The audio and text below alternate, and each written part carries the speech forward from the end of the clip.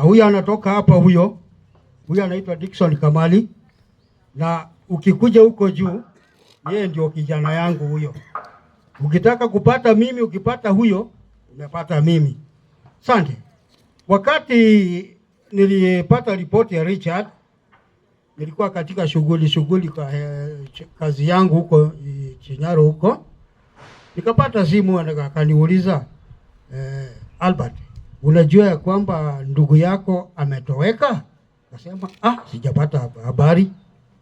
Basi nikafikiria, hata ile kazi nilikuwa nafanya nikawacha, nikakaa chini kwanza kidogo, nikafikiria itasema namna gani bwana. Nikiambia mama huyo saa nyingine sasa nilipigia dada yangu Rose jinsi alivyowaambia, hayo sitarudia. Akafanya jinsi alisema.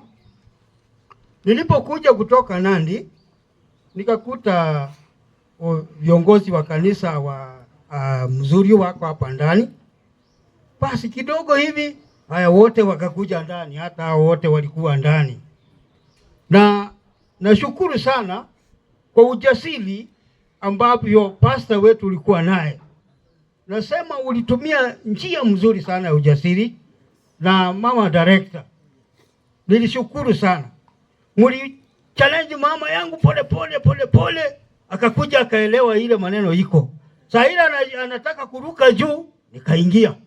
Kasema hawa watoto wanatangatanga hapa hawajaniambia chochote.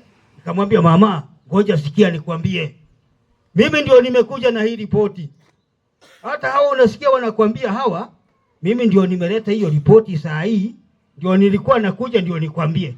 Kwa bahati mbaya wamefanya nini? Wamekwambia. Basi mama akawa mtulivu, wakamuombea na akapata nguvu kidogo. Ndio huyu tuko naye hapa.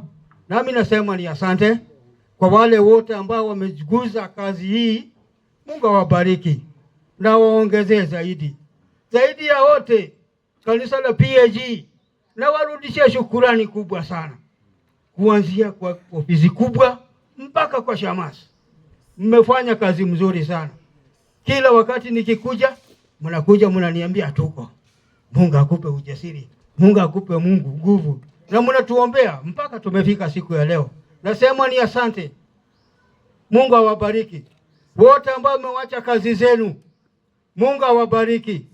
Wandugu zangu, wadada zangu, wajomba zangu, wote Mungu awabariki. Na mimi nasema ni asante. Hata shangazi yangu wote na wasema ni asante. Kwa hayo narudishia Mungu shukrani, na nikisema ya kwamba kila mmoja ambaye ameingia katika boma hili, jambo kuu ambalo tunahitaji mtuweke katika maombi. Sababu ndugu yangu Richard, kila mmoja alikuwa anampenda, jinsi mmesikia. Hasa sana mimi. Nikilikuwa naambia yule kijana yangu, bwana, hasa ndugu yangu iko mgonjwa namna hii, tufanye namna gani? Naambia tulia, tutaona yeye. So mdiweka kwa maombi. Na ni hayo tu. Mungu awabariki.